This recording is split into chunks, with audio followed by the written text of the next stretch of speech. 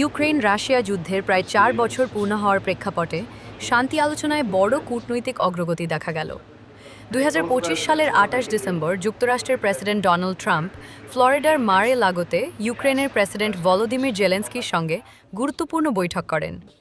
বৈঠক শেষে ট্রাম্প আলোচনাকে দারুণ অগ্রগতি হিসেবে উল্লেখ করেন এবং জানান, শান্তি চুক্তির একটি কাঠামো তৈরিতে দুই পক্ষ উল্লেখযোগ্য অগ্রগতি অর্জন করেছে। এর আগে ট্রাম্প রাশিয়ার প্রেসিডেন্ট ভ্লাদিমির পুতিনের সঙ্গে প্রায় ৭৫ মিনিটের ফোনালাপ করেন, যা উভয় পক্ষই বন্ধুত্বপূর্ণ ও ফলপ্রসূ বলে উল্লেখ করেছে।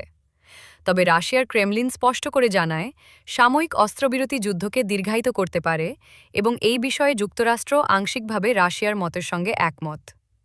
বৈঠকে জেলেন্সকি ও ট্রাম্প একটি সংশোধিত ২০ দফা শান্তি প্রস্তাব পর্যালোচনা করেন, যেখানে ডনবাস অঞ্চলের ভবিষ্যৎ ও ইউক্রেনের নিরাপত্তা নিশ্চয়তা নিয়ে এখনও মতভেদ রয়ে গেছে। যদিও আলোচনা ইতিবাচক পথে এগোচ্ছে, চূড়ান্ত সমাধানে পৌঁছাতে এখনও গুরুত্বপূর্ণ কিছু জটিলতা রয়ে গেছে।